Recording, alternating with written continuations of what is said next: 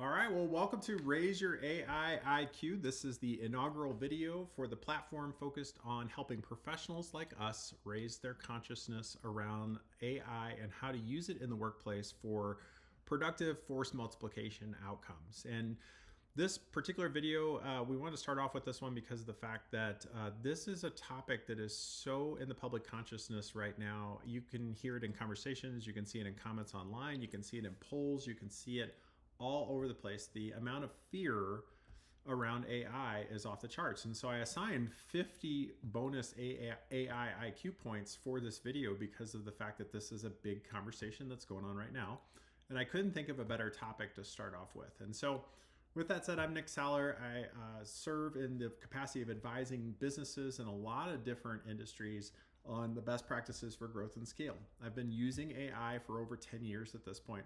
Some of my first uses were speech to text on phones because my fingers were too big to type. And then I decided to see if we could figure out a way to use AI to help with data entry for busy healthcare providers that did not want to have to type up patient documentation. And so actually found a browser extension that was more effective than the leading focused program for that time, and it saved well into 5 figures for a company to be able to implement that. So that was back in the 2014 timeframe. So with that said, the conversation around generative AI has really been doing this, going straight up as far as the amount of people that are talking about it. And that's been going on for at least the last couple, 3-4 years at this point.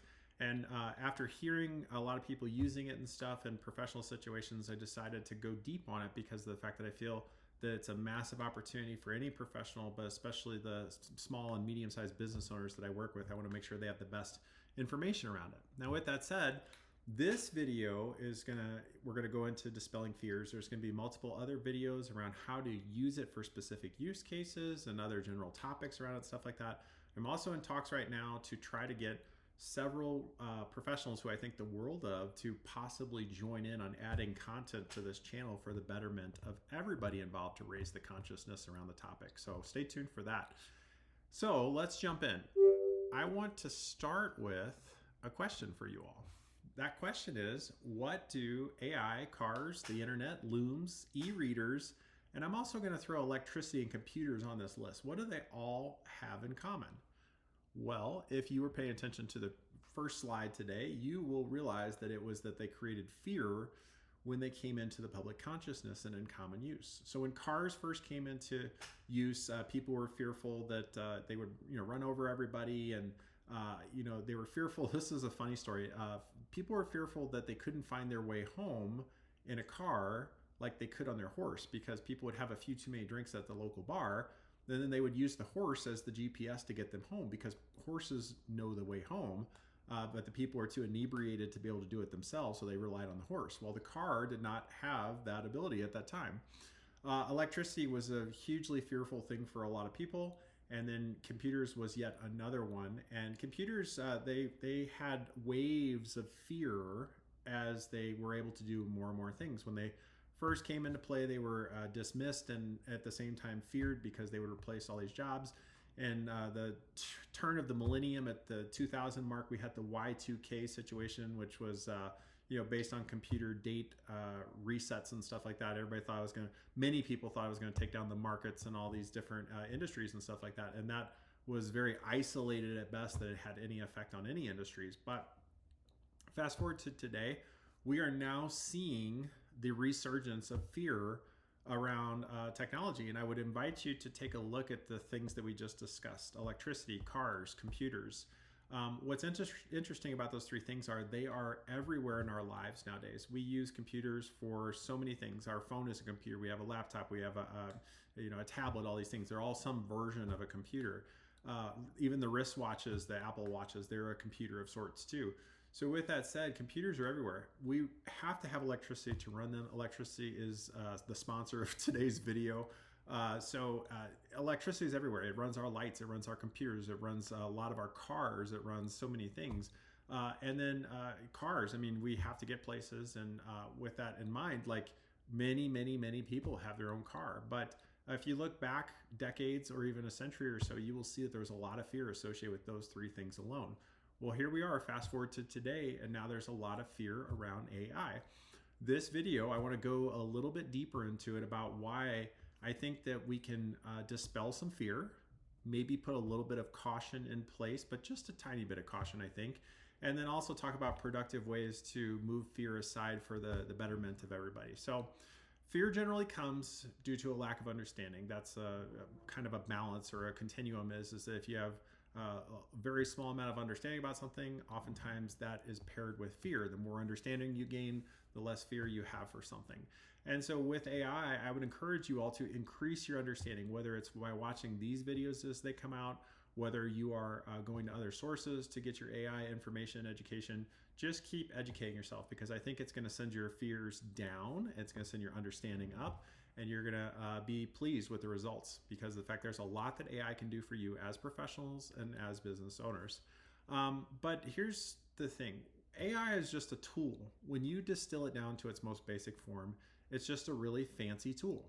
Now, tools can be weapons when they're put into the wrong hands, okay?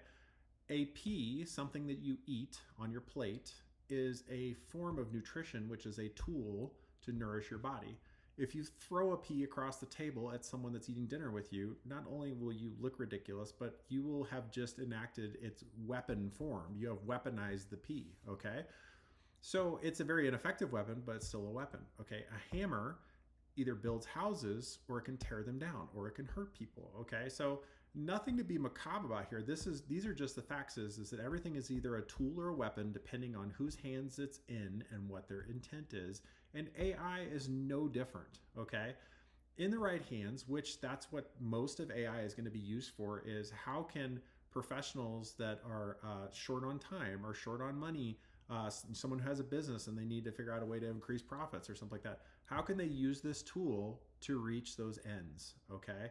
That's what AI is. It's a technological hammer to build a better business or to build a stronger career if you use it correctly.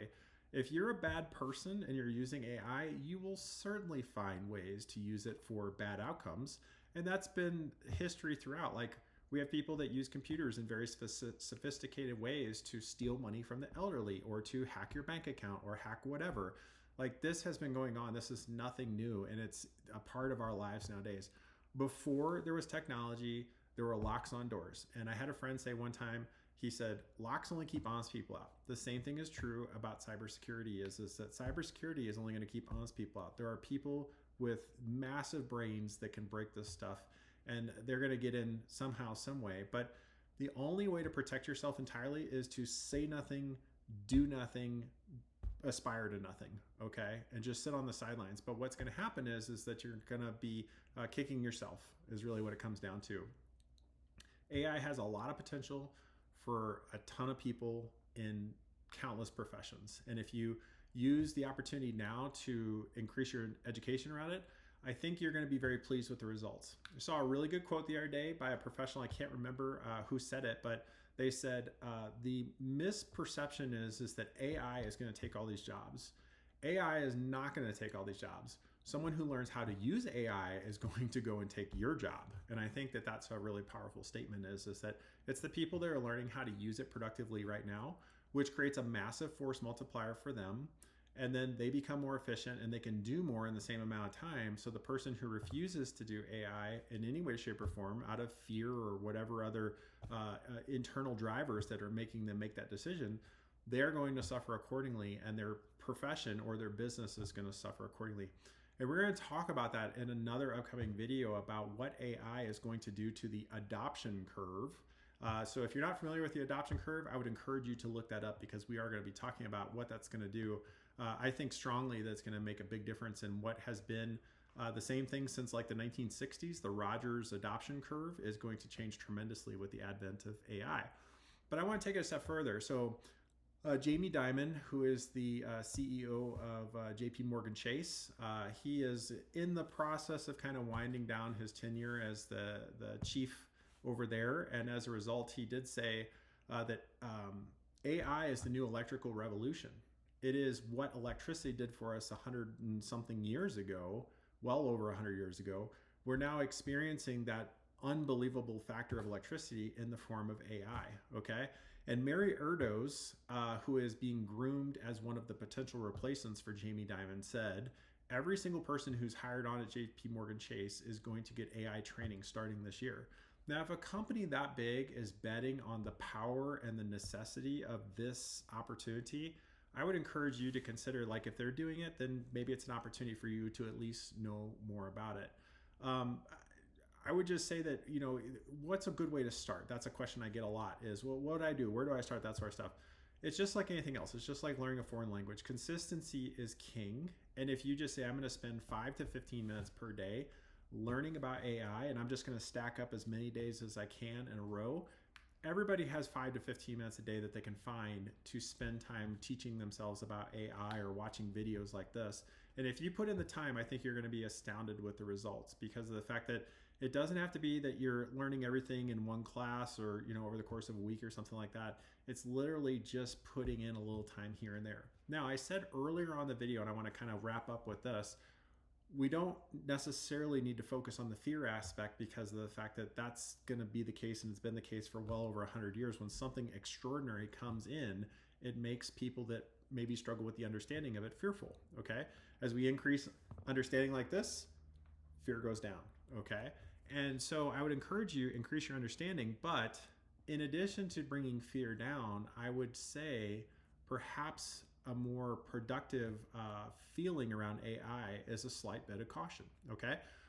Knowing about AI by increasing your understanding is less likely to lead you down the road of frustration or that, face palm to the head moment where you accidentally did something you did not want to do with AI. I'll give you a few examples, okay? AI was used by a lawyer to write a brief. That lawyer did not do enough due diligence after the brief was written to confirm that the case law that was used was actual case law, not something that AI had fabricated. It's called hallucinating, okay? This AI that he or she used, I don't know the person's name, nor is it important to share that right now, but they used AI, and that AI did what was called hallucinating. It made up some information that was not based on real case law.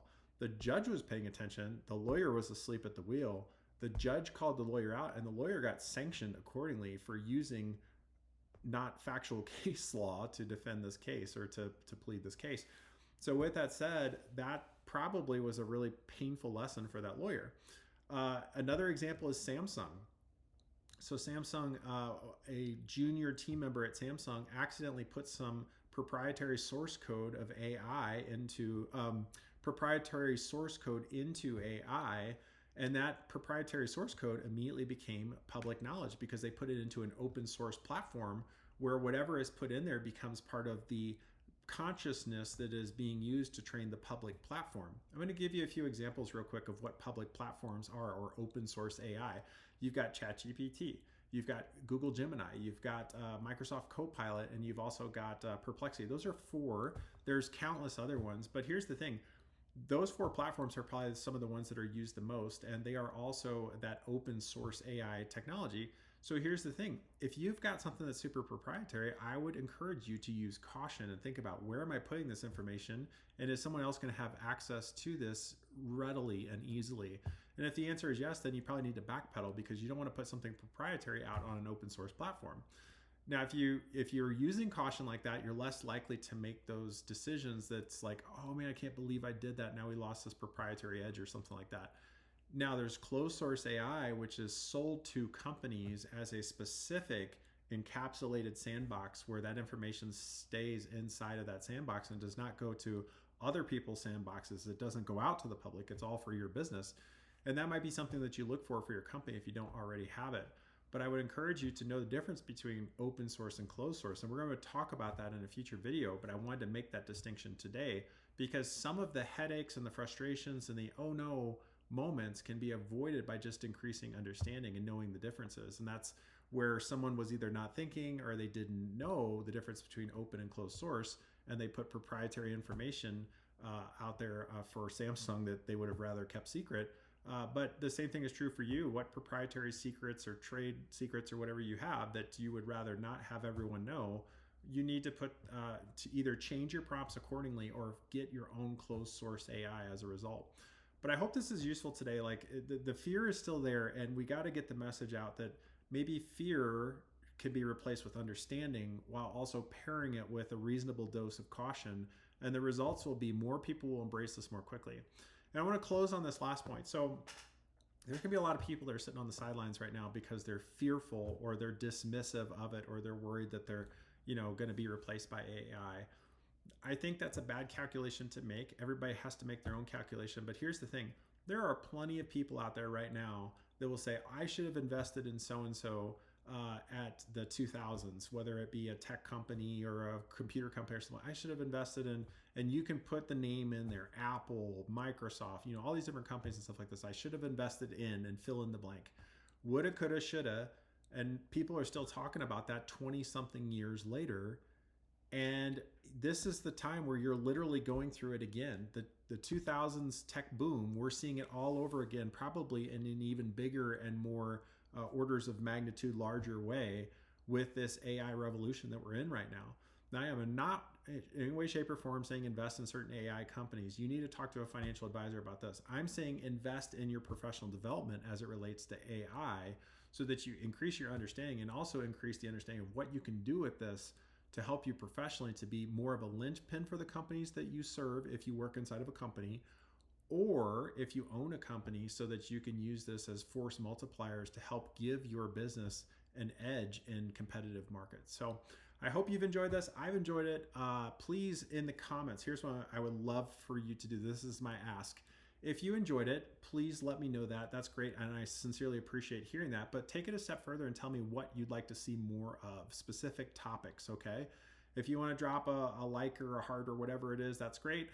If you did not enjoy it, let's keep it civil and constructive. So what that means is that if there's something specific that could have been better about this, then tell me in a constructive format, because the fact that's how we all rise, and that's the whole purpose of this channel. I look forward to seeing you back here at some point in the future. We're going to be putting out these videos. I don't know the trajectory yet as far as how often, but there's endless content, so check back and you'll be able to see the amount of AI IQ points for each video and the topic that it's about. And keep track, because as you're studying more, if you put in 90 days of study and you're racking up these points, you're probably going to get to a pretty big level of understanding, and those points will be reflective. Take care and talk soon. Thanks.